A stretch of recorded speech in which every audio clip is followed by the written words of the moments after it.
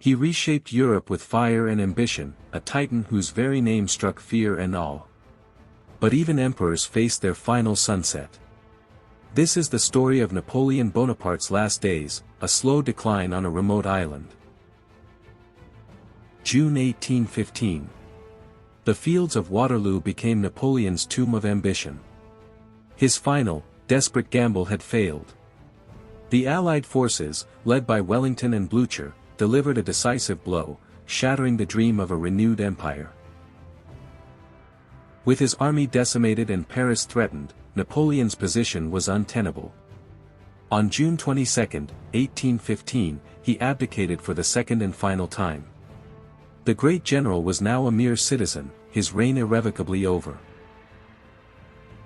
Fearing capture by royalist forces, Napoleon made for the west coast. His hope was to secure passage to America, to escape the clutches of his European enemies. But the net was closing, and options were dwindling rapidly. Realizing escape was impossible, Napoleon chose to surrender to the British. On July 15, he boarded HMS Bellerophon, trusting in British honor. He hoped for asylum, perhaps in England, far from continental intrigues. The Allied powers, wary of Napoleon's history of escape and return, deemed him too dangerous for European soil. Their decision was swift and severe: perpetual exile to the most remote island they could find, St. Helena.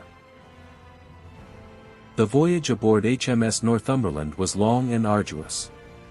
For 2 months, Napoleon sailed towards his isolated prison, a tiny volcanic rock in the South Atlantic. The grandeur of his past life was now a distant, fading memory. On October 15, 1815, Napoleon set foot on St. Helena. The island was a stark, windswept land of volcanic rock and sparse vegetation, a world away from the palaces of Europe. His exile had truly begun. Napoleon's residence, Longwood House, was a dilapidated, damp dwelling, often shrouded in fog. It was far from suitable for an emperor, a constant reminder of his fallen status. This was to be his gilded cage. Governor Sir Hudson Lowe was appointed Napoleon's custodian. A meticulous and unyielding man, Lowe viewed Napoleon as a dangerous enemy, not a fallen monarch. Their relationship was fraught with mutual suspicion and animosity. Lowe implemented stringent regulations. Napoleon was constantly monitored, his correspondence censored, and his movements severely restricted. Every attempt was made to prevent escape or communication with the outside world, crushing his spirit. Despite the confinement, Napoleon tried to maintain a routine.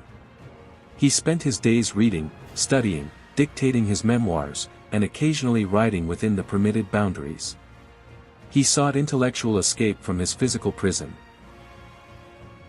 Napoleon understood the power of narrative. He dedicated countless hours to dictating his memoirs, meticulously crafting his version of history. He sought to justify his actions and secure his legacy for future generations, even from exile. By 1817, Napoleon's health began to deteriorate rapidly.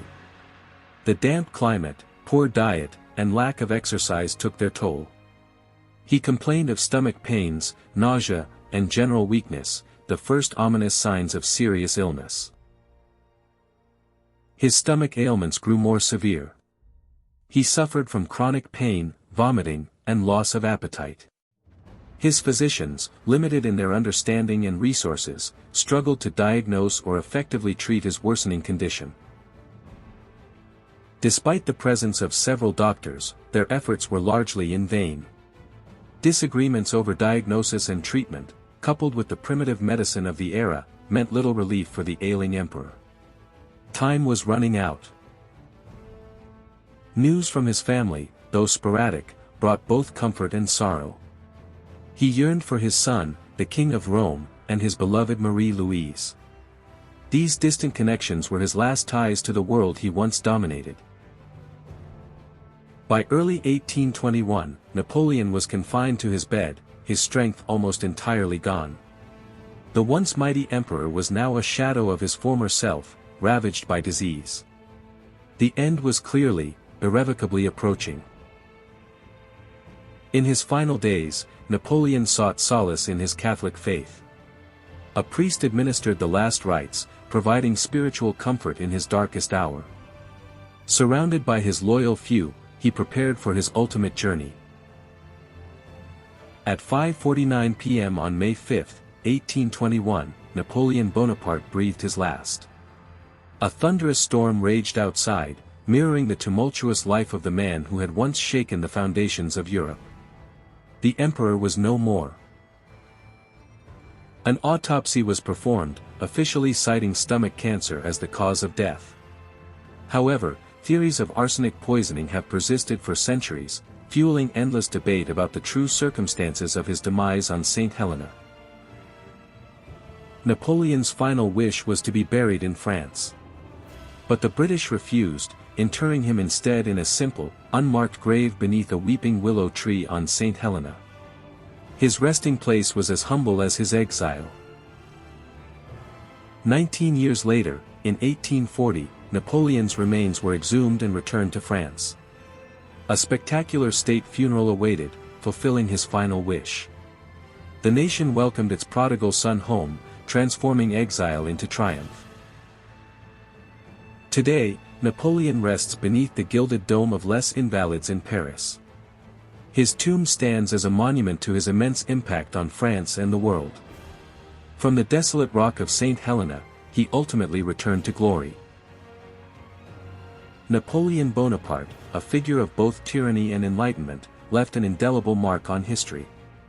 His final days on St. Helena were a stark contrast to his imperial reign, yet they cemented his legend as the emperor in exile.